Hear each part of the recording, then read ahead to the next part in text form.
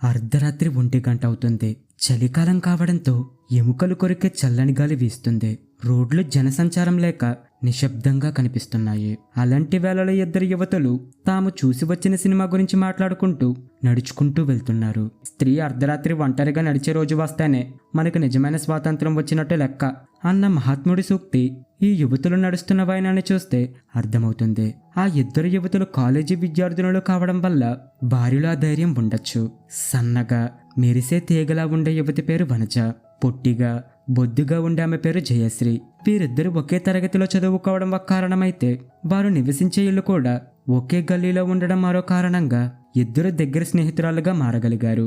అప్పటిదాకా తాము చూసిన సినిమా గురించి మాట్లాడుకుంటూ వెళ్తున్న 2 స్నేహితురాళ్లకు ఏదో సందేహం తలెత్తడంతో మాటల్లోనే వెనక్కి తిరిగి చూశారు. స్ట్రీట్ లైట్ కాంతిలో దూరంగా కనిపించిన కొన్ని నీడలు తమను వెంబడిస్తున్నట్టుగా వారికి అర్థమైంది. జనం లేని అలాంటి వేళలో తమను తొంగి చూస్తున్నది ఏదో గుండాల గుంపేమో అని ఆ 2లో కొంచెం భయం చోటు చేసుకున్నా అది తమ ఊహాభ్రమేమోనని అనుకున్నారు. అయినప్పటికీ ఈ రోజుల్లో కాలేజీల్లో ర్యాగింగ్ వంటి అనుభవాల వల్ల ఎలాంటి గుండాలకైనా భయపడకుండా మాటకు మాట సమాధానం చెప్పగలిగే ధైర్యం ఈ తరం యువతుల్లో కనిపిస్తుంది. ఆ ధైర్యంతోనే నేటి ఆడపిల్లల్ని ఒంటరిగా ఎక్కడికైనా పంపగలుగుతున్నారు తల్లిదండ్రులు. ఈ సినిమాలో హీరోయిన్ యాక్షన్ సీన్లు చాలా అద్భుతంగా ఉన్నాయి. నిజంగా అలాంటి ధైర్యం మన స్త్రీ అందరిలోనూ ఉంటే ప్రపంచం ముందు ఆడది తలెత్తుకొని నిలబడి ఎదురు తిరిగేది అని వనజ ఉత్సాహంగా అంది. హీరోయిన్లు పోరాటాలు చేస్తే అది సినిమాకే పరిమితం. నిజ జీవితంలో స్త్రీలు గుండె నిబ్బరంతో మగాలను ఎదిరించి వాళ్ళను అణిచివేయడం అంత సులభం కాదు కదా. ఏది ఏమైనా జీవితం అంటే జీవితమే, సినిమా అంటే సినిమాయే. కానీ మనకు కావాల్సింది కేవలం ధైర్యం, తెగింపు మాత్రమే కాదు. వాటికంటే ముందు సరైన ఆలోచన సామర్థ్యం ఉండాలి. ఒక మగాన్ని ఎదిరించడానికి స్త్రీ ఆవేశంతో గుండెలు బాదుకోవాల్సిన అవసరం లేదు. మంచి ఆలోచనలు, తెలివైన విధానం ఉంటే ఒక మగాడే కాదు, ఈ ప్రపంచంలో ఏ ఒడ్డునని ఎదురొడ్డి నిలబడొచ్చు అని జయశ్రీ శాంతంగా చెప్పింది. మెయిన్ రోడ్డు నుంచి చీకటిగా ఉన్న సందులోకి తిరిగిన వనజ, జయశ్రీలు తమ వెనక అనుసరిస్తున్న నీడలు కూడా తాము తిరిగిన సందు వైపు వచ్చి మరింత సమీపిస్తున్నట్టుగా గమనించారు. సహజంగానే కాస్త భయస్థురాలైన వనజ భయంతో కాలవేగాన్ని పెంచింది. ఏంటే నీకంత భయం అని జయశ్రీ ఎగతాళిగా అంది. ఇందాకే హీరోయిన్ గురించి ఆకాశానికి ఎత్తేసావు కదా, వచ్చేది ఏ గుండా వెదవలైనా సరే ధైర్యంగా ఎదుర్కొని పోరాడొచ్చు కదా, చాలని గోల అని వనజ బెదురుగా అంది. ఇందాక సినిమా చూసిన ఉత్సాహంలో అలా అన్నాను, కానీ అసలే అమ్మ ఇంటి దగ్గర నుంచి బయలుదేరేటప్పుడు చెప్పింది సెకండ్ షోకి వెళ్ళొద్దు, ఆడపిల్లవైనా రోజులు మన చేతిలో లేవని. నేను పట్టించుకుంటేనా నువ్వు రమ్మని బతిమేలావు కాబట్టి కాదనలేక వచ్చాను. ఇప్పుడు చూడు ఏం జరిగిందో. ఆ 4 కుర్రాళ్ళు మనల్ని ఎలా వెంటాడుతున్నారో. తొందరగా నడు, ఇంటికి చేరుకుంటే తప్ప నా గుండెల్లో ధైర్యం రాదు. ఇంతలో వారిని వెంటాడుతూ వచ్చిన నీడల దగ్గరై వనజ, జయశ్రీలను 4 వైపుల నుంచి చుట్టుముట్టాయి.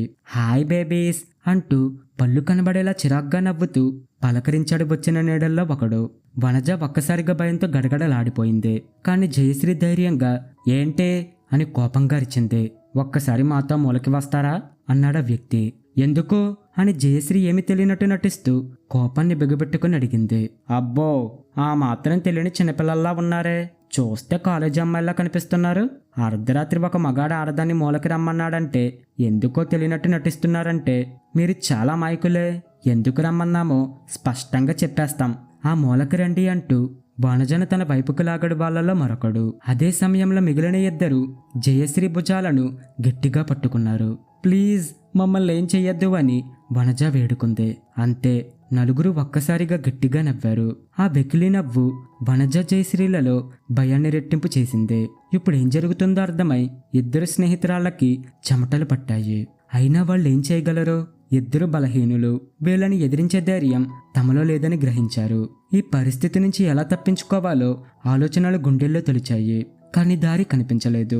తాము వచ్చిన దారిలో సినిమా హాల్ నుంచి బయటకు వచ్చిన వాళ్లలో ఎవరూ ఈ వైపు రాలేదు. సహాయం కోసం అరిస్తే ఎవరైనా వచ్చి కాపాడతారేమో అన్న ఆలోచన వనజ మనసులో మెదిలింది. ఆ ఆలోచన రాగానే ఆలస్యం చేయకుండా హెల్ప్ హెల్ప్ అని గట్టిగా కేకలు వేసింది. అంతే, ఆమె అరుపుతో అప్పటిదాకా మాటలతోనే సమయం గడిపిన 4 ఒక్కసారిగా తొందరపాటు మొదలైంది.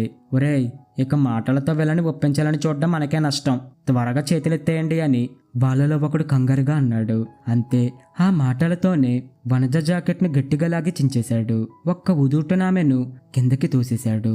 వనజ గట్టిగా అమ్మా అని కేక వేసింది. ఒకడు ఆమె చేతులను కదలకుండా గట్టిగా పట్టాడు. మరొకడు ఆమె మీదకు వంగాడు. వనజ అతన్ని బతిమాలింది, అరిచింది, శపించింది. కాని ఆ రాయిగుండె ఏమాత్రం కరగలేదు. చివరికి ఆమె మీదకు వంగిన వాడిని కాళ్లతో బలంగా తన్నింది. ఊహించని ఆ దెబ్బకు అతను దూరంగా వెనక్కి పడిపోయాడు. అప్పటి వరకు ఆ దృశ్యాన్ని భయంతో చూస్తూ జయశ్రీని పట్టుకున్న యువకుల్లో కదలిక వచ్చింది. ఒరేయ్, దీన్ని జారిపోకుండా గట్టిగా పట్టండి. ముందు గడుసుదాన్ని సరిచేసి తర్వాత ఈ పిరికిదాన్ని చూద్దామంటూ జయశ్రీని వదిలి వనజ కాళ్ళను కదలకుండా గట్టిగా పట్టుకున్నాడు. ఒకడు చేతులను, మరొకడు కాళ్ళను బిగించి పట్టుకోవడంతో వనజకు కదిలే వీలు లేకుండా పోయింది. ఆమె ఏడుస్తుంది, మధ్య మధ్యలో అరుస్తుంది. ఆమె దీనంగా అరిచిన ఆ అరుపుల క్రూర మనసులకు మరింత ఉత్తేజాన్ని కలిగించాయి. ఇంతకు ముందు కింద పడినవాడు ఒక్కసారిగా లేచి మళ్లీ ఆమె మీదకు వంగాడు. వాళ్ళని ఎదిరించే శక్తి ఏమాత్రం లేకపోవడంతో థూ అని ఆమె మీదకు వంగిన వాడి మీద బెదిరింపుగా ఉమ్మేసింది. ఆమె ఉమ్మిని షర్టుతో తుడుచుకుంటూ, ఏంట్రా బాబు, ఇది పెద్ద గయ్యల్లా ఉంది, సులభంగా లొంగేలా లేదు అని అసహనంగా అన్నాడు ఆ వ్యక్తి. అప్పటి వరకు వాళ్ల చేతిలోంచి ఎలా తప్పించుకోవాలని ఆలోచిస్తున్న జయశ్రీకి ఒక్కసారిగా ఒక ఆలోచన తట్టింది. వెంటనే దాన్ని అమలు చేసింది. డియర్ ఫ్రెండ్స్ అని వాళ్ళని పిలిచింది. వనజ పెనుగులాటకు విసిగిపోయిన ఆ యువకులు ఏంటి అన్నట్టు విసుగ్గా ఆమె వైపు చూశారు. మీతో సహకరించిన దాని దగ్గరికి వెళ్ళి మీరు చిరాకు పడ్డం ఎందుకు? దాన్ని వదిలేసి నాతో ఆనందించండి, నేను మీతో పూర్తిగా సహకరిస్తాను అని జయశ్రీ కుంటిగా చెప్పింది. వనజ వల్ల తమకు ఇబ్బంది కలుగుతుందని భావించిన వాళ్ళు వెంటనే ఆమెను వదిలి జయశ్రీ వైపు మళ్లారు. మా వనజకు ఎలా ఎంజాయ్ చేయాలో అసలు తెలిసి చావదో. నేనైతే మా కాలేజీ కుర్రాళ్లతో రోజు బాగా ఎంజాయ్ చేస్తాను. నమ్మండి, ఎవరినో ఒకడిని పెళ్లి చేసుకొని జీవితం అంతా ఒకేవాడి కింద నలిగిపోవడం కంటే రోజు ఒకడితో సందడి చేస్తే ఎన్నో కొత్త అనుభవాలు పొందవచ్చు. యామ్ ఐ రైట్ అని జయశ్రీ ఘాటైన మాటలతో వాళ్ళను మరింత ఉత్సాహపరిచింది. ఆమె మధురమైన మాటలకు వాళ్ళు పొంగిపోయారు. అప్పటి వరకు ఆమెను గట్టిగా పట్టుకుని ఉన్న మరొక యువకుడు జయశ్రీ తమతో సహకరిస్తున్నట్టు గ్రహించి ఆమెను విడిచిపెట్టాడు. జయశ్రీ గ్రహించింది ఆ యువకులు తన మాటల మాయలో పూర్తిగా చిక్కుకున్నారని. అప్పటి వరకు వాళ్లతో పోరాడిన తన స్నేహితురాలి వనజ వాళ్లకు తెలియకుండా అక్కడి నుంచి తప్పించుకొని పరిగెత్తడాన్ని చూసి జయశ్రీ మనసులో సంతోషంగా నిట్టూర్చింది. రండి నా ఫ్రెండ్స్, ఆలస్యం అమృతం విషం అన్నారు పెద్దలు. ఇప్పుడు ఆలస్యం చేస్తే ఎవరో ఒకరి నోటి నుంచి నా రహస్యం మీకు తెలిసిపోతే మీరు నన్ను వదిలేసి వెళ్ళిపోయే ప్రమాదం ఉంది. నా చివరి క్షణాల్లోనైనా నన్ను సంతోషపెట్టండి అని బాధను నటిస్తూ చెప్పింది. ఏంటా రహస్యం అని వాళ్ళలో ఒకడు అనుమానంగా అడిగాడు. అది ఇప్పుడు చెప్పను, మీరు పని ముగించాక చెప్తాను అని జవాబిచ్చింది. ఆహా, ఇప్పుడే చెప్పాలి అని మరొకడు మరింత అనుమానంగా అడిగాడు. చెప్పినా మీరు నమ్మరు. నేను తప్పించుకోవడానికి ఏదో ఉపాయం పన్నానని అనుకుంటారు, కానీ పని అయ్యాక చెప్పాననుకో అప్పుడు మీకు నమ్మకం కలుగుతుందని జయశ్రీ బొంగుమూతి పెట్టినట్టు చెప్పింది. ఆహా, నువ్వు ఇప్పుడు చెప్పాల్సిందే అని మరొకడు కసురుకున్నాడు. ఏంటి, చెప్పకపోతే చంపేస్తారా? పోనీ చంపండి, ఎలాగ ఇంకొన్ని రోజుల్లో హాస్పిటల్ బెడ్ మీద చచ్చిపోవలసిన దాన్ని నేను. రండి, చనిపోయే ముందు మీరు నన్ను సుఖపెట్టండి అని జయశ్రీ వాళ్ళని మరింత గందరగోళంలోకి నెట్టింది. అప్పటి వరకు ఆమె మీద కోరికతో ఉన్న యువకులు రహస్యం, హాస్పిటల్ బెడ్ అన్న జయశ్రీ మాటలకు కాస్త బెదిరి ఆమె నుంచి కొంచెం దూరంగా జరిగారు. ఏంట్రా ఇది, ఏదో రహస్యం అంటుంది, ఆ రహస్యం చెప్పకుండానే మనతో గడపాలి అంటుంది. దీన్ని బట్టి చూస్తే ఈ అమ్మాయి మనల్ని ఇరికించిపోయేలా ఉంది అని వాళ్ళలో ఒకడు భయంగా అన్నాడు. ఏంటి ఆ రహస్యం? చెప్పకపోతే మీరు నన్ను ముట్టేలా లేరు అంటూ జయశ్రీ వాళ్లకు మరింత దగ్గరగా వెళ్ళింది.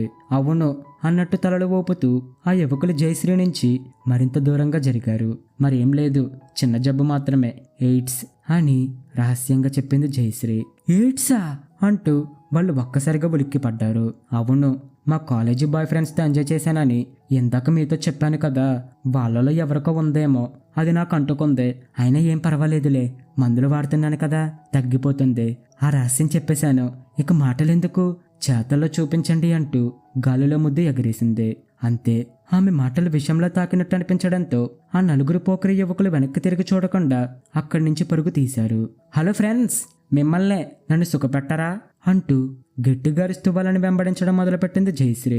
ఓరి నాయనో, ఆడదేమని అనుకుంటూ ఆ యువకులు క్షణంలో ఆ ప్రదేశం నుంచి అదృశ్యమైపోయారు. వాళ్ళు అలా పరుగులు పెట్టడం చూసి జయశ్రీ మనసులోనే నవ్వుకుంది. ఇదంతా నేను ఆడిన నాటకమని వాళ్ళకెలా తెలుస్తుంది పాపం. శక్తి కంటే యుక్తి మిన్నా అని పెద్దలు చెప్పిన మాట ఇప్పుడు అక్షరాలు నిజమైంది. నలుగురిని ఎదిరించి పోరాడే బలం లేని నేను కేవలం తెలివితో మా మాన ప్రాణాలను కాపాడుకోగలిగాను అని ఆలోచించింది. ఎయిడ్స్ని మహమ్మారి అంటారు అందరూ, కానీ అది కొన్నిసార్లు ఉపకారి కూడా అవుతుందని ఈ సంఘటన చూస్తే తెలుస్తుంది. ఇప్పుడు ఈ విషయంలో ఎయిడ్స్ అన్న పదాన్ని ఉపయోగించకపోతే మా మాన ప్రాణాలు పోయి ఉండేవి. అందుకే ఇకపై నేనంటాను, ఎయిడ్స్ అన్న పదం పెళ్లి కాని ఆడపిల్ల మానానికి రక్షణ కవచమని అనుకుంటూ మనసులోని ఎయిడ్స్కి కృతజ్ఞతలు చెప్పుకుంది జయశ్రీ. ఇంటి దారిలో నడుస్తూ వనజ సురక్షితంగా ఇంటికి చేరుకుందని తెలుసుకొని ఆమె మనసు తేలికపడింది. ఈ రోజు యుక్తి నన్ను కాపాడింది, కానీ ప్రతి ఆడపిల్ల ఇలాంటి పరిస్థితుల్లో తెలివితోని తప్పించుకోవాలని లేదు. రేపటి రోజు మనం భయం లేకుండా నడిచే ప్రపంచాన్ని సృష్టించాలి అని మనసులోనే అనుకుంది. ఆ రాత్రి ఆమెకు కేవలం ఒక గుణపాఠం మాత్రమే కాదు, ఒక కొత్త ప్రయాణానికి నాంది కూడా అయింది. మీకు కనుక కథ నచ్చితే లైక్ చేయండి, షేర్ చేయండి. ఇలాంటి మరిన్ని కథల కోసం మా ఛానల్ని ఇప్పుడు సబ్స్క్రైబ్ చేసుకోండి. Thank you friends.